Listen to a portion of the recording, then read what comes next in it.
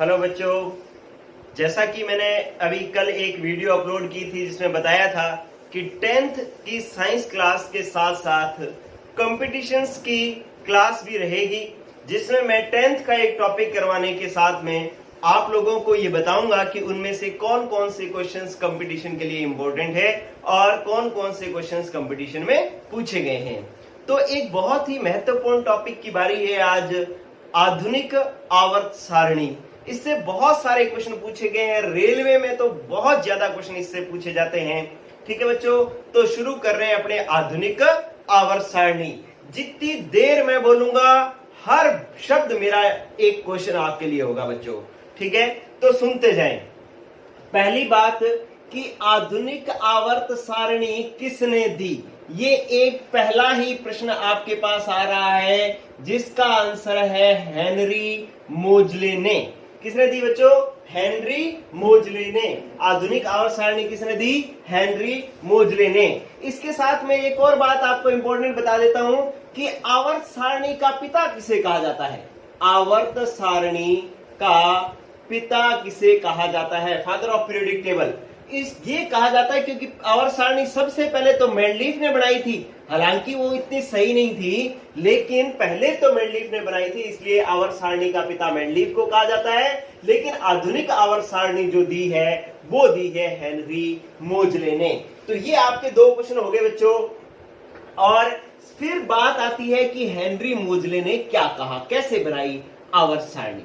Henry मोजले ने कहा कि जो ये तत्व रखे गए हैं ना, वो किसके बढ़ते क्रम में रखे गए हैं?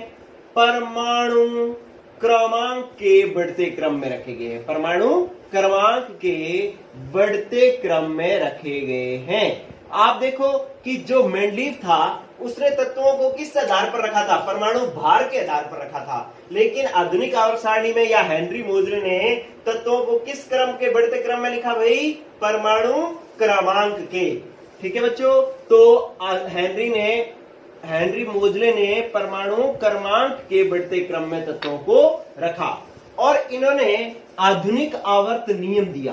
क्या दिया? आधुनिक आवर्त नियम। ठीक है बच्चों, क्या कहा आधुनिक आवर्त नियम में? कहता है कि तत्वों के गुणधर्म उनके परमाणु क्रमांकों या क्रमांक के आवर्ती फलन होते हैं। ठीक है बच्चों, देखो आपके पास मेंडलीफ की जो आवर्त सारणी थी उसमें कहा गया था कि तत्वों के गुणधर्म उनके परमाणु भारों के आवर्ती फलन होते हैं। लेकिन आधुनिक आवर्त सारणी में क्या कहा गया है? तत्वों के गुणधर्म उनके परमाणु क्रमांकों के आवर्ती फलन होते हैं। मतलब परमाणु क्रमांक जैसे जैसे बदलेगा उस तरीके से परमाणु के गुण धर्म बदलेंगे। ठीक है, तो आधुनिक आवर्त सारणी में तत्वों के गुणधर्म किसके आवर्ती फलन होते हैं बच्चों? परमाणु क्रमांक के। तो ये बात भी आपके सामने आ गई। चलो भाई नेक्स्ट।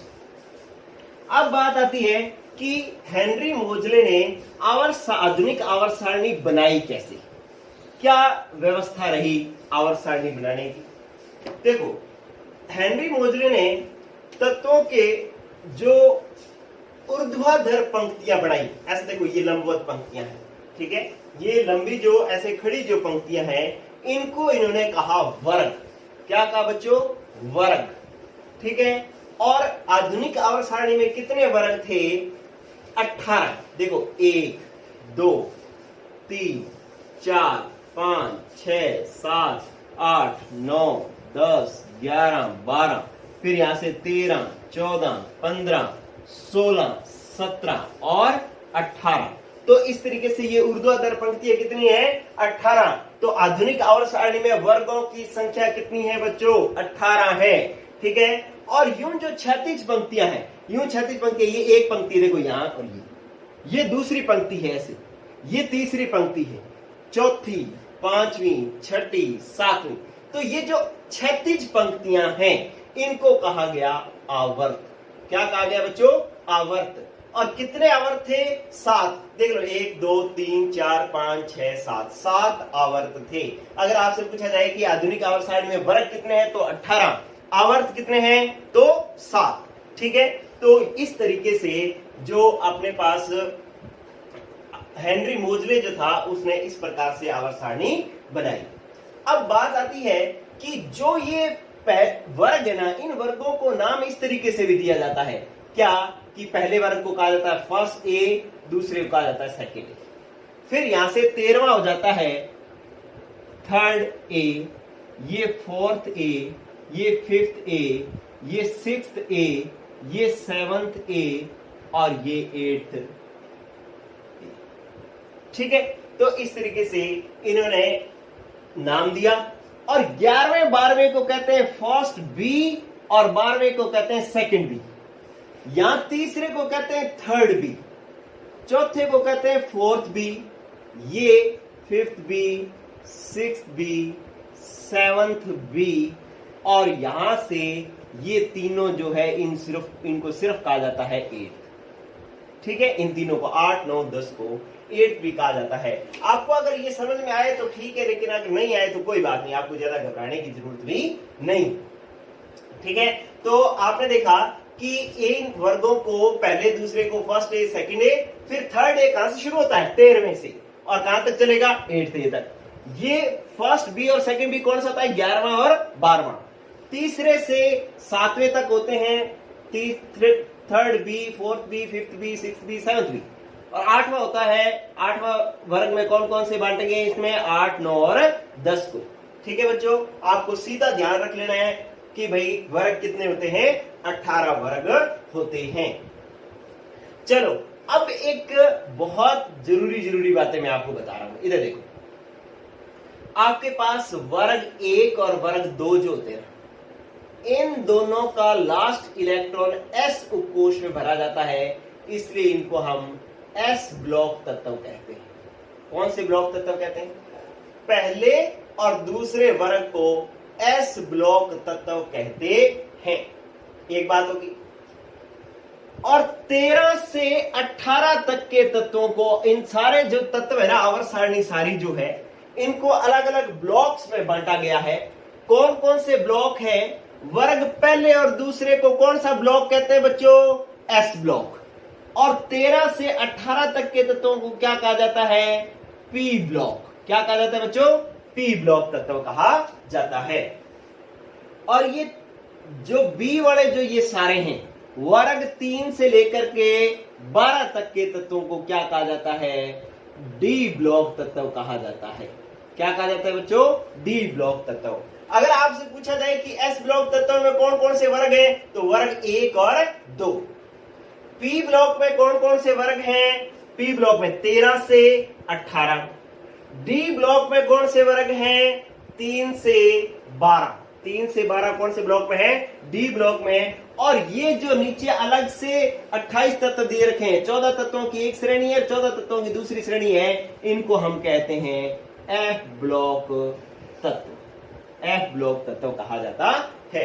ये जो अलग से मैंने, हालांकि इनका सारों के नाम नहीं बनाए हैं, इसको मैंने बनाया नहीं है क्योंकि 10वीं में इतना जरूरी नहीं चाहिए आपको, बस इतना ही चाहिए जो मैंने बना रखा है।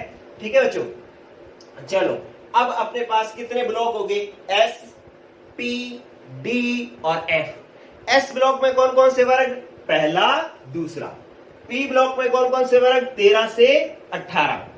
डी ब्लॉक में 3 से 12 और एफ ब्लॉक में ये अलग से नीचे लेंथेनॉइड और एक्टिनॉइड अलग से होते हैं, ये आते हैं एफ ब्लॉक तत्वों में आते हैं। ठीक है, अब मैं आपको आवर्त सारणी याद करवाता हूं। बहुत ही आसान है बच्चों, थोड़ा सा आपको इंटरेस्ट लेना है, आपको आवर्त सारणी पूरी याद हो जाएगी। इधर गौर करो, पहला वर्ग याद करवा रहा हूं मैं। पहले वर्ग में है हलीना। आपको ट्रिक क्या याद रखनी है? ट्रिक याद रखनी है हलीना की रब से फरियाद। हलीना की रब से फरियाद। तो hydrogen, lithium, sodium, potassium, rubidium, caesium, francium आ जाएंगे।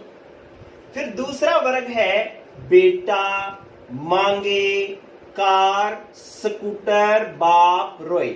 आप ऐसे नहीं करना, अगर मान लो आपको कोई वर्ड दिखाई नहीं दे रहा, जैसे छोटा भी दिखा हो सकता है, तो आपको मेरे वर्ड्स पर ध्यान देना है, मैं बोल क्या रहा हूं।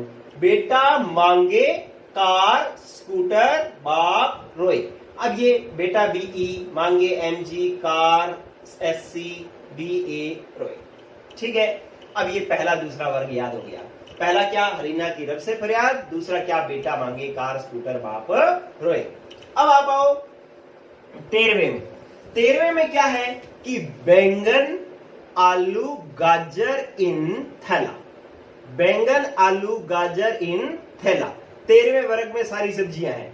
बैंगन बी, आलू एल, गेलियम IN और थैलियम। तो इस तरीके से ये आपके पास 13वां वर्ग हो गया। 14वें में क्या है, 14वें में ये पूरी की पूरी धार्मिक प्रवृत्ति है कि भगवान के प्रति इसकी पूरी श्रद्धा है कि कहे शिव जी सुनो पार्वती। देखो 14वें साल में पूरा का पूरा बच्चा जो है वो भगवान के प्रति पूरी श्रद्धा प्रदर्शित कर रहा है। क्या कह रहा है, कहे शिव जी सुनो पार्वती। कहे का मतलब सी, शिव SI, जी GE, सुनो SN, पार्वती PB। ठीक है, अब 15वें वर्ग में देशभक्ति का जज्बा जाग गया है, इसलिए सारे देशों के नाम है और उनका युद्ध है। कौन से देश हैं, नेपाल, पाकिस्तान। 15वें वर्ग की बात कर रहा हूं बच्चों। नेपाल, पाकिस्तान, ऑस्ट्रेलिया सब भिड़े। ठीक है, तो 15वें वर्ग में पूरी की पूरी देशभक्ति है, देश के नाम और उनके युद्ध कि नेपाल, पाकिस्तान, ऑस्ट्रेलिया सब भिड़े। ये हो गया 15वां वर्ग। 16वें वर्ग में देखो खाना पीना कर लिया, भगवान की आरती कर ली, देशभक्ति दिखा ली, लेकिन पढ़े नहीं।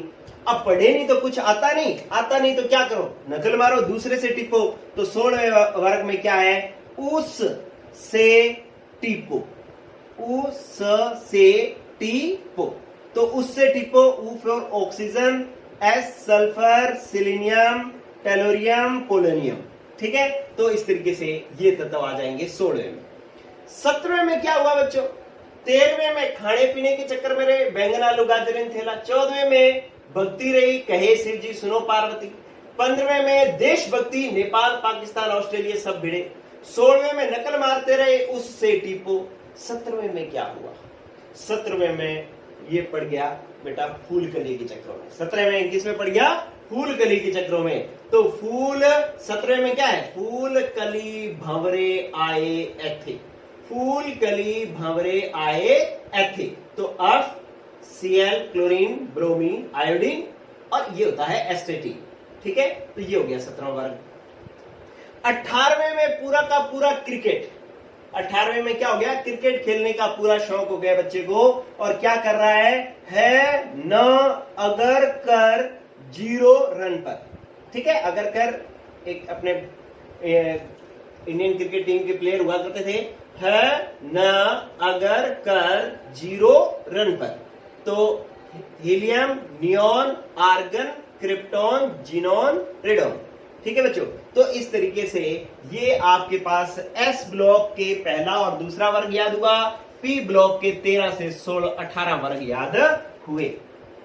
चलो अब बात करते हैं अपने डी ब्लॉक में। डी ब्लॉक जो तत्व होते हैं ना बच्चों, उनका अध्ययन हम इस तरीके से करते हैं, ऐसे पढ़ते हैं इनको। ठीक है, पहले दूसरे को ऐसे पढ़ेंगे, 13 से 14 को भी ऐसे पढ़ेंगे, लेकिन जो डी ब्लॉक है इसको हम पढ़ेंगे ऐसे क्षैतिज रूप से, आवर्त के हिसाब से पढ़ेंगे।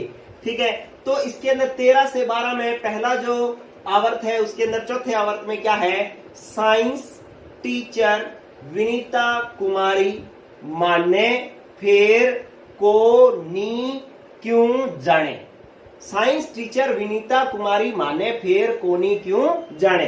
साइंस SC हो गया, टीचर TI विनीता कुमारी, विनीता V कुमारी CR माने MN फेर FE को CO नी NI क्यों CU जाने ZN। ठीक है, तो ये तत्व हो गए। अब आप आओ कि 5वें आवर्त में देखो, इनको नहीं बोलना है क्योंकि ये तो एस ब्लॉक में हो गए, डी ब्लॉक वाले ऐसे पढ़ रहे हैं अपने 3 से 12 के बीच में। ये जरूरी निब मोह तिकोना रूप रहे पढ़ आज कठिन। आज तो वैसे भी कठिन पढ़ रहे हैं अपने, क्या कि ये जरूरी निब मोह तिकोना रूप रहे पढ़ आज कठिन। तो जरूरी ZR निब NB मोह MO तिकोना TC रूप RU रहे RH पढ़ PD आज AG कठिन CD। ठीक है, तो ये हो गया बच्चों। अब आप आओ छठे आवर्त में और डी ब्लॉक में। क्या है? ला हफ्ता। ठीक है, अब ये टपोरी आगे बढ़ गया है कि ला हफ्ता वरना उधर इधर पड़ेगी और हंसेगा। वेरी गुड, देखो कितना जबरदस्त ट्रिक है। ला हफ्ता वरना उधर इधर पड़ेगी और हंसेगा। ठीक है बच्चों, ये बात हो गई आपके पास छठे आवर्त में की, जिसमें LAHF ता TA व W रना RE उधर OS इधर EIR पड़ेगी PT और AU हंसेगा HG। फिर आओ आप सातवें आवर्त में, फिर टपोरी भाषा ऐसा राफ्टा दूंगा, ऐसा राफ्टा दूंगा। राफ्टा क्या होता है? थप्पड़। ऐसा राफ्टा दूंगा सगे भाई हंस मत। ठीक है, वो सगे भाई को कह रहा है कि तुम हंस मत, नहीं तो ऐसा राफ्टा दूंगा। देखो, ऐसा राफ्टा दूंगा सगे भाई हंस मत। ठीक है, तो इतने तक याद कर लेंगे, आगे वाली बात मैं बाद में बता दूंगा आपको। ठीक है, तो इस तरीके से आपने आवर्त सारणी में पहला दूसरा वर्ग याद किया और 13 से 18 पी ब्लॉक याद किया और 3 से 12 डी ब्लॉक याद किया। ठीक है बच्चों, अब जो है मैं इन पर कुछ क्वेश्चंस जो है वो साथ के साथ बताता जाता हूं। एक आवर्त सारणी में ये बात ध्यान दें कि ये जो लेंथेनम में इसका परमाणु क्रमांक 57 होता है, 57 होता है, तो इससे आगे वाले का परमाणु क्रमांक क्या होना चाहिए बच्चों? 58। इसका 57 है तो आगे वाले का क्या होना चाहिए? 58। लेकिन ये 58 नहीं है, 72 है। इसका मतलब 58 से 72 इनके जो बीच वाले तत्व है ना, उनको यहां पर अलग से रखा गया है। कहां से लेकर के? 58 से लेकर के 71 तक। ठीक है, ये कुल कितने तत्व हैं बच्चों? 14 तत्व हैं। ठीक है, और इनका नाम क्या है? लेंथेनाइड। क्यों लेंथेनाइड है? क्योंकि ये लेंथेनम के बाद में शुरू होते हैं। तो ये एक इंपॉर्टेंट बात है बच्चों कि लेंथेनॉइड तत्व कहां स्थित होते हैं, किस आवर्त और किस वर्ग से संबंधित है। तो आप देखो, वर्ग कौन सा है? तीसरा। आवर्त कौन सा है? छठा। तो लेंथेनाइड तत्व तीसरे वर्ग और छठे आवर्त से संबंधित है। लेंथेनाइड तत्व किस परमाणु क्रमांक के बाद में आते हैं? 57 के बाद में आते हैं। कहां से शुरू होते हैं? 58 से शुरू होते हैं। कहां तक होते हैं? 71 तक। कुल कितने तत्व होते हैं? 14 तत्व होते हैं। ठीक है, तो ये लेंथेनाइडों की बात हो गई। सीरियम से ल्यूटीशियम, CE से LU तक। इसी तरीके से यहां पर 89 है, 89 परमाणु क्रमांक है। अगर अपने काउंटिंग के हिसाब से देखें तो 89 के बाद क्या आना चाहिए? 90 आना चाहिए ना, लेकिन 89 के बाद 104 है। इसका मतलब 90 से 103 तक नीचे अलग से दिए गए हैं। 90 से लेकर के 103 तक ये भी कुल कितने तत्व हो गए? 14 तत्व हो गए। और ये किसके बाद है? एक्टिनियम के बाद है। इसलिए इनको हम क्या कहते हैं? एक्टिनॉइड्स कहते हैं। इसलिए हम इनको एक्टिनॉइड्स कहते हैं। और ये कहां से थे? थोरियम से LW तक। और इनको हम F ब्लॉक तत्व कहते हैं। 14 F ब्लॉक तत्व में कितने तत्व होते हैं? कुल तत्व होते हैं 14 और 14 28। अगर लेंथेनाइड में पूछा जाए कितने तत्व होते हैं तो 14। एक्टिनॉइड में पूछा जाए कितने तत्व होते हैं तो 14। लेंथेनाइड में कहां से कहां तक होते हैं? 58 से 71 तक। एक्टिनॉइड में कहां से कहां तक होते हैं? 90 से 103 तक। तो ये आपके पास अलग से F ब्लॉक तत्वों को रखा गया है। एक्टिनॉइड का संबंध किससे है? वर्ग 3 और आवर्त 7 से संबंधित है। तो ये 14 तत्व हो गए। अब आप बात सुनो बच्चों कि ये जो अपने पास पहला आवर्त है, पहले आवर्त में देखो कितने तत्व हैं। पहले आवर्त में एक हाइड्रोजन और एक हीलियम, 2 ही तत्व हैं। तो इसके अंदर 2 तत्व हैं, इसलिए इसको अति लघु आवर्त कहा जाता है। अति लघु बहुत छोटा, क्योंकि पहले आवर्त में 2 ही तत्व हैं। अब आप दूसरे और तीसरे आवर्त में देखो, इसमें कुल कितने तत्व हैं? 1 2 3 4 5 6 7 8। इसमें भी कितने हैं? 1 2 3 4 5 6 7 8। ठीक है, इन दोनों में 8 तत्व उपस्थित हैं, इसलिए इनको कहा जाता है लघु आवर्त। क्योंकि ये आवर्त है ना, तो पहला आवर्त क्या है, अति लघु है, दूसरा और तीसरा लघु आवर्त है। लेकिन अब आप देखो कि जो अपने पास ये चौथा और पांचवा आवर्त है, इसमें तत्व कितने हैं, देखो पूरे 18 है।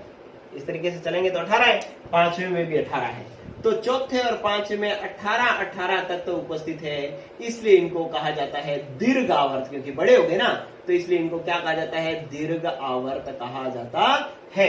ठीक है, तो ये सारे के सारे जो जितने भी बातें मैं बोल रहा हूं, सारे के सारे प्रश्न बता रहा हूं मैं आपको।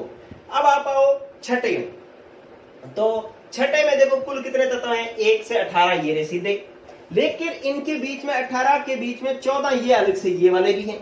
ठीक है, तो 18 ये वाले पूरे और 14 इनके बीच में ये वाले, तो 18 और 14 कितने हो गए, 32। तो छठे आवर्त में 32 तत्व है, इसलिए इसको कहा जाता है अति दीर्घ आवर्त। क्या कहा जाता है बच्चों, अति दीर्घ। दीर्घ का मतलब क्या होता है, लंबा, बड़ा। तो ये अति दीर्घ मतलब बहुत ही लंबा आवर्त है, क्योंकि इसमें 32 तत्व है। और सातवें में क्या है, सातवें में अभी पूरे तत्व खोजे नहीं गए हैं, इसलिए सातवें आवर्त को कहते हैं अपूर्ण आवर्त। अभी पूरा नहीं है, इसलिए इसको कहा जाता है अपूर्ण आवर्त। ठीक है बच्चों, तो अब फटाफट दोबारा रिवीजन कर लो, आवर्तों को क्या क्या कहते हैं। पहला आवर्त कितने तत्व, 2, तो इसलिए अति लघु। दूसरा और तीसरा, इसमें कितने कितने तत्व है, 8, तो इनको क्या कहा जाता है, लघु आवर्त। चौथे और पांचवें में कितने कितने तत्व हैं, 18, इसलिए चौथे पांचवें को क्या कहा जाता है, दीर्घ आवर्त। छठे में कितने तत्व हैं, 32, इसलिए इसको क्या कहा जाता है, अति दीर्घ आवर्त। और सातवें में अभी तत्व पूरे नहीं है, इसलिए इसको कहा जाता है अपूर्ण आवर्त। ठीक है, तो ये बात भी हो गई बच्चों। ठीक है, ये आप याद कर लेंगे। आपको हालांकि मैं पूरी इसकी फोटो जो है, आपको इसको याद रखने की जरूरत नहीं है, मैं फोटो जो है इसकी डिस्क्रिप्शन बॉक्स में इसका लिंक जो है वो मैं डाल दूंगा। एक मैंने फोटो क्लिक कर ली है, वो मैं डाल दूंगा। ठीक है, चलो बच्चों, अब आप आओ, बहुत ही जरूरी बातें। देखो, एक तो एस ब्लॉक के तत्वों को, पहले और दूसरे वर्ग के तत्वों को प्रतिनिधि तत्व कहा जाता है। क्या कहा जाता है, प्रतिनिधि तत्व कहा जाता है, पहले और दूसरे को, एस ब्लॉक। पी ब्लॉक वालों को भी प्रतिनिधि तत्व कहा जाता है, कोई दिक्कत नहीं है। 13 से 18 वालों को क्या कहा जाता है, प्रतिनिधि तत्व ही कहा जाता है।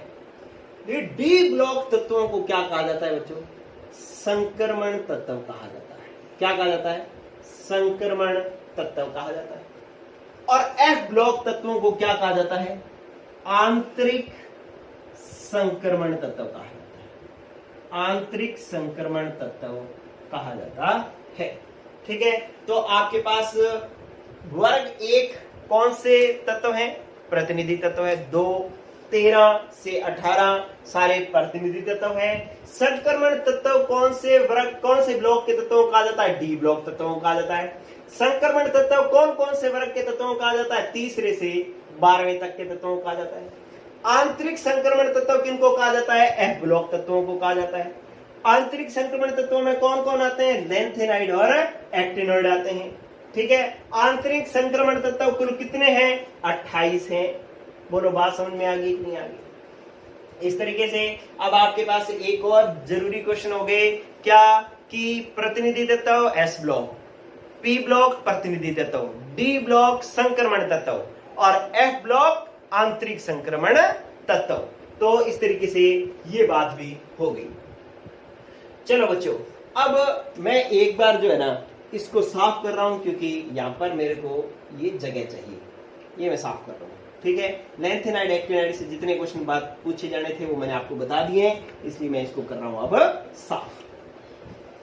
चलो देखो बच्चों, अब अपने पास यहां पर जो 18वां वर्ग है, 18वां वर्ग, इनको कहा जाता है अक्रिय गैसें, अक्रिय गैसें या नोबल गैसें, या इसको नोबल गैसें कहा जाता है। ठीक है, क्यों, क्योंकि ये अभिक्रिया में भाग नहीं लेती, किसी से क्रिया नहीं करती, इसलिए इनको अक्रिय गैसें कहा जाता है। नोबल गैसें कहा जाता है क्यों, क्योंकि इनका अष्टक पूर्ण होता है, इसलिए किसी से अभिक्रिया नहीं करती, इसलिए इनको अक्रिय गैसें कहा जाता है। ठीक है बच्चों, तो आपको 18वें वर्ग की एक बहुत ही महत्वपूर्ण बात आपको पता लगी है कि 18वें वर्ग के तत्वों को अक्रिय गैसें, नोबल गैसें कहा जाता है। क्यों कहा जाता है? क्योंकि ये किसी से अभिक्रिया नहीं करती। क्यों नहीं करती अभिक्रिया? क्योंकि इनका अष्टक पूर्ण होता है। और है कौन कौन सी अक्रिय गैसें, कौन कौन सी है न, अगर, कर, जीरो, रन पर, helium, neon, argon, krypton, xenon, radon. ठीक है, तो इस तरीके से ये हो गए अक्रिय गैसें। फिर देखो बच्चों 17वां वर्ग जो है ना, 17वां वर्ग ये 17 कौन कौन से? फूल, कली, भंवरे आए थे। 17वें वर्ग के तत्वों के लिए एक विशेष बात मैं बता रहा हूं, गौर करना। इनको हैलोजन कहा जाता है। क्या कहा जाता है? हैलोजन। ठीक है, क्या कहा जाता है बच्चों? हैलोजन कहा जाता है। तो ये अपने पास 17वें वर्ग के तत्वों को हैलोजन कहा जाता है। क्यों हैलोजन कहा जाता है? क्योंकि हैलो का मतलब होता है, हैलो का मतलब होता है लवण, और जन का मतलब होता है उत्पन्न करने वाले, उत्पन्न करने वाले। तो दो शब्द, हैलोजन दो शब्दों से मिलकर बना है। किससे? हैलो और जन से। हैलो का मतलब लवण, जन मतलब उत्पन्न करने वाले, मतलब जो लवण को उत्पन्न करें। ये सारे के सारे जो है ना धातुओं से अभिक्रिया करके लवण का निर्माण करते हैं। जैसे Cl है, Cl Na के साथ अभिक्रिया करके NaCl बनाता है, और NaCl क्या है? लवण है। तो इसका मतलब है कि इसको अपने क्या कहेंगे? हैलोजन। इन सब की प्रॉपर्टी यही है, इसलिए इनको अपने क्या कहते हैं? हैलोजन कहते हैं। 17वां वर्ग हो गया बच्चों हैलोजन। इसके बाद बात आती है 16वें वर्ग की। 16वें वर्ग की बात करते हैं अपने। देखो ये 16वां वर्ग था, ये पूरा 16वां वर्ग है ना, इसकी बात अपने कर रहे हैं। देखो 16वें वर्ग को चैल्कोजन कहा जाता है। क्या कहा जाता है? चैल्कोजन कहा जाता है। चैल्कोजन कहा जाता है। चैल्कोजन क्यों कहा जाता है? क्योंकि ये अयस्क का निर्माण करते हैं, क्योंकि ये अयस्क का निर्माण करते हैं। ठीक है, अयस्कों में जो पाए जाते हैं, अयस्क क्या होते हैं कि धातु जो है वो आपको पता है कि भूमि से खनन द्वारा निकाली जाती है, खुदाई करके निकाली जाती है, और उन धातुओं के साथ कुछ अशुद्धियां होती है जो सामान्यतः या तो ऑक्सीजन की अशुद्धि होती है या सल्फर की अशुद्धि होती है। ठीक है, तो इसका मतलब उन जो धातुओं को कोई रासायनिक अशुद्धि के साथ में भूप्रपटी से निकाला जाता है तो उसको अयस्क कहते हैं। और वो अयस्क धातु के साथ क्या जुड़ा होता है? अयस्क में या तो ऑक्सीजन होती है या सल्फर होती है, तो इसलिए इनको चैल्कोजन कहा जाता है। तो ये बात होगी बच्चों 16वें, 17वें और 18वें वर्ग की। तो सुन लो, 16वां वर्ग चैल्कोजन, 17वां वर्ग हैलोजन, 18वां वर्ग अक्रिय गैसें, नोबल गैसें या मतलब अष्टक पूर्ण वाली गैसें। ये बातें भी हो गई। चलो अब यहां आ जाओ आप। पहला वर्ग, पहले वर्ग को हम क्षारीय धातुएं कहते हैं। क्या कहते हैं बच्चों? क्षारीय धातुएं। क्यों कहा जाता है क्षारीय धातुएं? क्योंकि इनका ये जलीय विलयन में क्षार का निर्माण करती हैं, या इनके ऑक्साइड क्षारीय प्रकृति के होते हैं। इनके ऑक्साइड जो है वो क्षारीय प्रकृति के होते हैं, इनको अपने क्षारीय धातुएं कहते हैं। आप यही याद रखो कि पहले वर्ग को क्या कहा जाता है? क्षारीय धातुएं। और दूसरे वर्ग को क्या कहा जाता है? क्षारीय मृदा धातुएं। मृदा धातुएं। ठीक है, कि ये क्षारीय धातुएं तो है क्योंकि इनके ऑक्साइड भी क्षारीय प्रकृति के हैं, लेकिन इसके साथ साथ ये मृदा में, भूप्रपटी में ज्यादा पाई जाती हैं, इसलिए इनको क्षारीय मृदा धातुएं कहा जाता है। तो अब आपके पास वर्गों के हिसाब से 5 प्रश्न हो गए। कौन कौन से प्रश्न हो गए? पहला वर्ग क्षारीय धातु, दूसरा वर्ग क्षारीय मृदा धातुएं, 16वां वर्ग चैल्कोजन, 17वां वर्ग हैलोजन, 18वां वर्ग अक्रिय गैसें, नोबल गैसें। ठीक है, आपसे पूछ लिया जाए कि निम्न में से कौन सी क्षारीय धातु नहीं है, आपको ऑप्शन दे दे लिथियम, सोडियम, कैल्शियम, रुबिडियम। तो आपको पता होना चाहिए कैल्शियम नहीं है, कैल्शियम क्षारीय धातु नहीं है, कैल्शियम क्षारीय मृदा धातु है। ठीक है, तो इस तरीके से आपको ये चीजें याद होनी चाहिए। इन तरीके से कोई भी क्वेश्चन पूछा जा सकता है। आपसे पूछा जा सकता है कि निम्न में से फ्लोरीन का संबंध किससे है? चैल्कोजन से है, हैलोजन से है, अक्रिय गैसों से है, क्षारीय धातुओं से है। तो फ्लोरीन का संबंध, फ्लोरीन देखो कौन से में है? 17वें में। तो इसका संबंध किससे हुआ बच्चों? हैलोजन से हुआ। ठीक है, तो इस तरीके की जो प्रश्न है वो पूछे जा सकते हैं। आपसे पूछा जा सकता है कि निम्न में से कौन सी अक्रिय गैस नहीं है। ऑप्शन दे दे नियोन, आर्गन, क्रिप्टॉन और ऑक्सीजन, ऐसे ऑप्शन दे दे। नियोन, आर्गन, क्रिप्टॉन और ऑक्सीजन। तो अक्रिय गैस कौन सी नहीं है? ऑक्सीजन नहीं है, क्योंकि ऑक्सीजन 16वें वर्ग में आती है और अक्रिय गैस से कौन से वर्ग वाले तत्वों को कहा जाता है? 18वें वर्ग वाले तत्वों को कहा जाता है। तो ये सारे के सारे इंपॉर्टेंट प्रश्न चल रहे हैं बच्चों। फिर आप देखो कि मैंने यहां पर एक सीडी बना रखी है, ये वाली एक सीडी बना रखी है। इस सीडी में क्या है बच्चों कि इस सीडी के इधर वाली जो है, इधर वाली, ठीक है, ये सारे के सारे होती हैं अधातुएं। ये इधर वाले क्या होते हैं? अधातुएं। और इस सीडी से इधर वाले जितने हैं वो सारे के सारे क्या हैं? धातुएं। और इन सीडी वाले तत्वों में जैसे boron, silicon, germanium, arsenic, antimony, tellurium, polonium, astatine, ये जो तत्व है ना, इनमें धातु और अधातु के दोनों गुण पाए जाते हैं, क्योंकि इनसे इधर अधातु है और इनसे इधर धातु है। तो इन 8 तत्वों के अंदर धातु और अधातु दोनों के गुण पाए जाते हैं, इसलिए इन 8 तत्वों को उपधातुएं कहा जाता है। उपधातु कहा जाता है, मेटलॉइड्स कहा जाता है। ठीक है, और ये मेटलॉइड्स कितने होते हैं बच्चों? 8। कितने तत्व हैं? 8। कौन कौन से हैं? इनके नाम याद होने चाहिए। Boron, silicon, germanium, arsenic, S भी होता है एंटीमनी, एस भी क्या होता है? एंटीमनी, टेलुरियम, पोलोनियम और एस्टेटिन। ये 8 तत्व हैं जो कौन से हैं? उपधातु हैं, मतलब जिसमें धातु और अधातु दोनों के गुण पाए जाते हैं। ठीक है बच्चों, तो इससे इधर वाले जितने हैं वो सारे क्या है? धातुएं। इससे बाईं तरफ वाले, दाईं तरफ वाले कौन है? सारी सारी अधातुएं। ठीक है, तो इस तरीके से इनको बांटा जा सकता है। अब कुछ और इसके अंदर महत्वपूर्ण क्वेश्चंस मैं कर लेता हूं बच्चों। अभी तक जितनी बातें बताएंगी ये सारे की सारे कंपटीशन के क्वेश्चंस हैं। ठीक है, आप फिर नेक्स्ट बात जो कर रहे हैं वो ये है कि कुछ तत्वों को उठाते हैं अपने, जो शक के घेरे में, मतलब जिनसे क्वेश्चन बनते हैं। क्वेश्चन बनते हैं तो अगर आपसे यहां से शुरू करूं मैं, पहले से हाइड्रोजन, यहां से प्रश्न बन रहा है पहला। क्या है? हाइड्रोजन एक गैस है और सबसे पहले आ रही है। इसका मतलब अगर आपसे पूछा जाए कि सबसे हल्की गैस कौन सी है, तो आपका आंसर क्या होगा बच्चों? हाइड्रोजन। क्या होगा? हाइड्रोजन। ठीक है, तो एक क्वेश्चन आ गया, सबसे हल्की गैस होगी हाइड्रोजन। अब इधर आ जाओ, ये हीलियम है, ये भी गैस है। और अगर आपसे पूछा जाए कि सबसे हल्की अक्रिय गैस कौन सी है, तो अक्रिय गैस तो सबसे हल्की कौन सी है? हीलियम। सबसे हल्की गैस कौन सी है? हाइड्रोजन। सबसे हल्की अक्रिय गैस कौन सी है? तो हीलियम। ठीक है, और सबसे भारी अक्रिय गैस कौन सी है? रेडॉन। सबसे भारी अक्रिय गैस और सबसे नीचे कौन है? रेडॉन। तो ये सबसे भारी है। ठीक है, तो सबसे हल्की अक्रिय गैस हीलियम, सबसे भारी अक्रिय गैस रेडॉन। ठीक है बच्चों, आप सिस्टमेटिक आपके सामने प्रश्न आते जा रहे हैं। फिर आप देखो, ये helium, neon, argon, krypton, xenon, ये सारी की सारी गैसें। तो 18वां वर्ग ऐसा वर्ग है जिसमें सबसे ज्यादा गैसें पाई जाती हैं। ठीक है, तो सबसे ज्यादा गैसें किस वर्ग में पाई जाती हैं? 18वें वर्ग में पाई जाती हैं। तो ये सबसे ज्यादा गैसों वाला वर्ग है 18वां वर्ग। ठीक है, इसको हम शून्य वर्ग भी कहते हैं। ठीक है, तो ये आपके पास क्वेश्चन आ गया।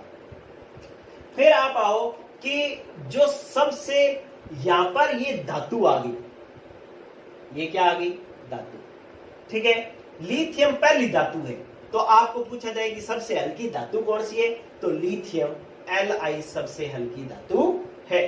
ठीक है, आपके पास ये प्रश्न आते जा रहे हैं, ये सारे के सारे एनटीपीसी, आरआरबी, ठीक है, ये सब अपने पास एसएससी, इन सब में ये क्वेश्चन पूछे जाते हैं। आप ये ध्यान रखें, सब क्वेश्चन जो है आपको आपकी जॉब लगने में हेल्प करने वाले हैं, इसलिए आप पूरा गौर रखें कि ये सबसे पहले धातु कौन सी आ रही है? लिथियम। तो ये सबसे हल्की धातु है, लेकिन सबसे भारी धातु याद रखना कौन सी है? ऑस्मियम। कौन सी है सबसे भारी धातु? ऑस्मियम। ठीक है, तो ये थोड़ा सा ध्यान रखना कि ऑस्मियम है, इससे पीछे वाली नहीं। फिर आप देखें कि सबसे हल्की धातु होगी, सबसे भारी धातु होगी, सबसे हल्की गैस होगी, सबसे भारी गैस होगी, सबसे हल्की अक्रिय गैस होगी, सबसे ज्यादा गैसों वाला वर्ग हो गया, अब आओ नेक्स्ट, ये आ गया अपने पास फ्लोरीन। ये भी एक इंपॉर्टेंट क्वेश्चन है। ये क्या है? सबसे क्रियाशील तत्व कह सकते हैं इसको, सबसे क्रियाशील अधातु है ये। सबसे क्रियाशील अधातु कौन सी होती है? फ्लोरीन। ठीक है। सबसे अधिक विद्युत ऋणता वाला तत्व कौन सा है? फ्लोरीन। फ्लोरीन इस पूरी आवर्त सारणी का डॉन है। ठीक है। ये किसी से भी इलेक्ट्रॉन खींच सकता है, इसलिए इसकी विद्युत ऋणता सबसे ज्यादा। इलेक्ट्रॉनों को खींचना क्या कहलाता है? विद्युत ऋणता। आगे बढ़ेंगे अपने, तो सबसे ज्यादा विद्युत ऋणता होती है फ्लोरीन की, इसलिए ये सबसे अधिक क्रियाशील अधातु है। सबसे क्रियाशील अधातु है और सबसे अधिक विद्युत ऋणता वाला तत्व भी कौन है? फ्लोरीन है। ठीक है। अब आपके पास आ रहा है ऑक्सीजन। इसकी बात अपने करते हैं। ये रहा, ये लो बच्चों। ठीक है। ये भी बहुत जरूरी है। क्यों? क्योंकि ऑक्सीजन का क्या प्रश्न आता है? ऑक्सीजन का प्रश्न आता है कि मानव शरीर में पाए जाने वाला सबसे अधिक मात्रा में पाए जाने वाला तत्व कौन सा है? हमारे शरीर में पाए जाने वाला सबसे अधिक तत्व कौन सा है? सबसे अधिक मात्रा में कौन सा तत्व पाया जाता है? तो ऑक्सीजन। सबसे अधिक मात्रा में कौन सा तत्व पाया जाता है? ऑक्सीजन। और दूसरे नंबर पर कौन पाया जाता है? कार्बन। सबसे ज्यादा तो पाया जाता है हमारे शरीर में ऑक्सीजन पाया जाता है, और फिर कौन पाया जाता है? कार्बन। तो ये भी एक महत्वपूर्ण प्रश्न, ये तो बहुत बार पूछा गया है पेपर में। ठीक है। पुराने पेपर में बहुत बार पूछा गया है कि सबसे अधिक मात्रा में मानव शरीर में पाए जाने वाला तत्व कौन सा है? तो ऑक्सीजन। दूसरे नंबर का कौन सा है? कार्बन। ठीक है।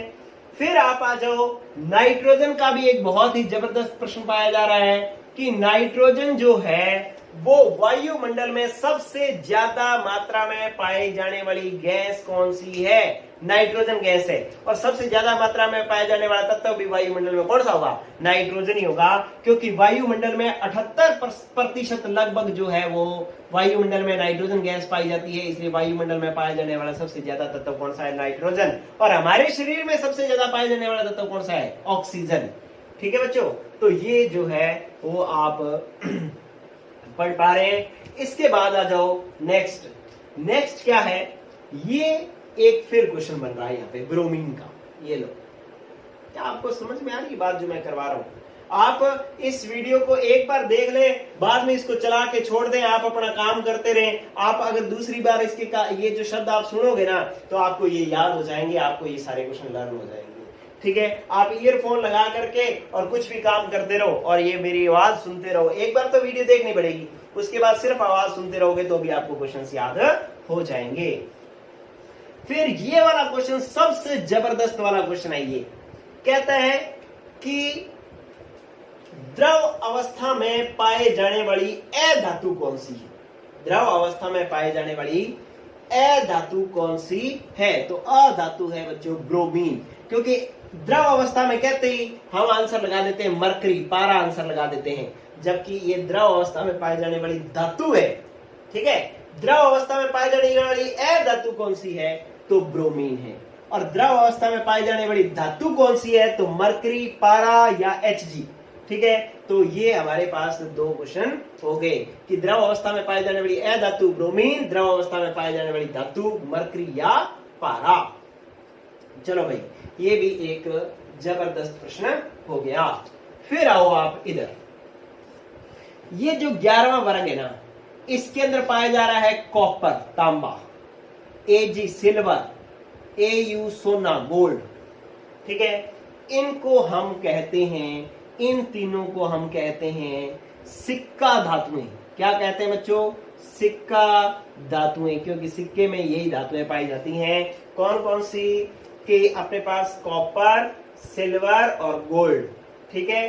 Cu, Ag, Au 11वां वर्ग है। इनको क्या कहा जाता है? सिक्का धातुएं कहा जाता है। तो ये भी बात एक बहुत ही महत्वपूर्ण है। तो ये सारे के सारे जो मैं आपको प्रश्न करवा रहा हूं, ये सभी किसी ना किसी पेपर में आए हुए हैं या किसी ना किसी पेपर में आने वाले हैं। ये जो अपने पास सल्फर है, ये पीला सोना भी इसको कहते हैं। सल्फर को हम पीला सोना भी कहते हैं। तो ये जो है एक बात होगी। एक और जबरदस्त वाला प्रश्न और देखें कि आपने पढ़ लिया कि डी ब्लॉक तत्वों को संक्रमण तत्व कहा जाता है। देखो ये जो 12वां वर्ग है ना, इसके अंदर जिंक है, कैडमियम है और मरकरी है। ये तीन ऐसे हैं जो डी ब्लॉक तत्व तो है, क्योंकि 12वें में है इसलिए डी ब्लॉक तत्व है, लेकिन ये तीनों संक्रमण तत्व नहीं है। ये तीनों संक्रमण तत्व नहीं है, इसलिए अगर सही रूप में कहा जाए तो 3 से 11 तक की संक्रमण तत्व है, 12वां संक्रमण तत्व नहीं है। डी ब्लॉक कहें तो 3 से 12 तक के डी ब्लॉक तत्व हैं, लेकिन ये वाले संक्रमण तत्व नहीं है। ठीक है, तो ये भी एक महत्वपूर्ण प्रश्न हुआ बच्चों।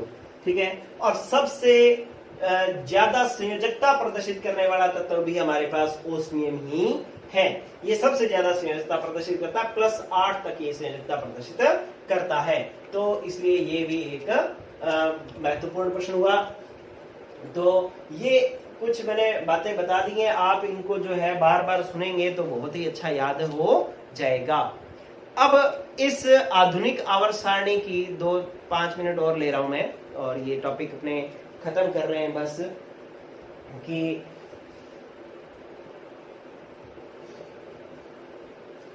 देखो आधुनिक आवर्त सारणी में आपसे अगर पूछा जाए कि इसकी विशेषताएं क्या है, तो विशेषताएं इसकी ये है कि इसने परमाणु क्रमांक के आधार पर व्यवस्थित किया है तत्वों को, तो इसकी समस्थानिकों की समस्या हल होगी बच्चों। क्या होगी? समस्थानिकों की समस्या क्या होगी? हल हो गई, क्योंकि समस्थानिक क्या थे? 1H1, 1H2, 1H3, ये थे ना समस्थानिक। अब क्या हुआ कि इनके परमाणु क्रमांक तो सबके समान ही है, इसलिए हाइड्रोजन को एक ही स्थान दिया जाएगा। बाहर अलग अलग है, लेकिन आधुनिक आवर्त सारणी में तो बाहरों का कोई मतलब नहीं है, क्रमांकों का मतलब है। क्रमांक तीनों का एक है, तो इसको एक स्थान मिल गया बस। तो समस्थानिकों की समस्या इन्होंने हल कर दी। ठीक है, और इन्होंने व्यवस्थित रूप से वर्गीकृत कर दिया, अधातुओं को अलग कर दिया, धातुओं को अलग कर दिया। ठीक है, और इन्होंने तत्वों को इस प्रकार से व्यवस्थित कर दिया कि एक वर्ग में जो आने वाले तत्व हैं उनके गुणधर्म लगभग एक समान होते हैं। इनके संयोजकता कोश में, इनके बाहर वाले कोश में पाए जाने वाले इलेक्ट्रॉनों की संख्या सब में समान होती है। पहले वर्ग के बाहर वाले कोश में सबके 1 इलेक्ट्रॉन होगा, दूसरे वाले के बाहर वाले कोश में सबके 2 इलेक्ट्रॉन होंगे। ठीक है, 13वें वाले के बाह्यतम कोश में इन सबके 3 इलेक्ट्रॉन होंगे, 14वें के 4, 15वें के 5, 16वें के 6, 17वें के 7, 18वें के 8। इनके बाह्यतम कोश में सबके एक समान इलेक्ट्रॉनों की संख्या होगी। इनके रासायनिक गुण भी लगभग क्या होंगे? एक समान होंगे। तो इस तरीके से इन्होंने बहुत ही बेहतर तरीके से इनको व्यवस्थित किया। लेकिन फिर भी इसकी जो आधुनिक आवर्त सारणी में कुछ कमियां रहेगी। क्या कमियां रहेगी? एक तो ये कमी रहेगी कि हाइड्रोजन की स्थिति बच्चों स्पष्ट नहीं है, क्योंकि हाइड्रोजन के गुण पहले वर्ग जैसे भी हैं और 17वें जैसे भी हैं। तो इसको पहले में रखा जाए या 17वें में रखा जाए, ये अभी फिक्स नहीं हुआ है। तो हाइड्रोजन की स्थिति अभी भी स्पष्ट नहीं है। तो ये जो है वो आधुनिक आवर्त सारणी की कमी है बच्चों, कि हाइड्रोजन को पहले वर्ग में रखा जाए या 17वें में रखा जाए, ये एक कमी है। दूसरा कि आधुनिक आवर्त सारणी की ये कमी है कि ये लैंथेनाइड तत्वों को नीचे बनाया, एक्टिनॉइड को नीचे बनाया। लैंथेनाइड और एक्टिनॉइड्स को मुख्य आवर्त सारणी में नहीं बनाया, ये भी इसकी कमी है। लैंथेनाइड और एक्टिनॉइड्स को नीचे अलग से बनाना पड़ा, जिससे जो है सारी व्यवस्था बिगड़ गई। ठीक है, इन्होंने लैंथेनाइड और एक्टिनॉइड को मुख्य आवर्त सारणी में स्थान नहीं दिया, ये भी जो है इसकी क्या है? एक कमी है। तो ये एक जबरदस्त आपको टॉपिक मिला, जिसमें आपने टॉपिक भी पढ़ा और उसके सारे क्वेश्चंस भी करे। तो आज का टॉपिक यहीं खत्म होता है बच्चों। इसको एक बार देख लें, उसके बाद 2-3 बार वीडियो वैसे ही चला दें और आवाज सुनते रहें, तो आपको ये सारे क्वेश्चन याद हो जाएंगे।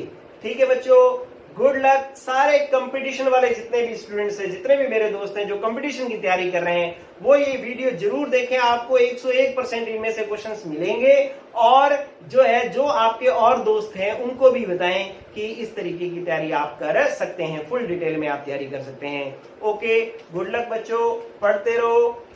ठीक है।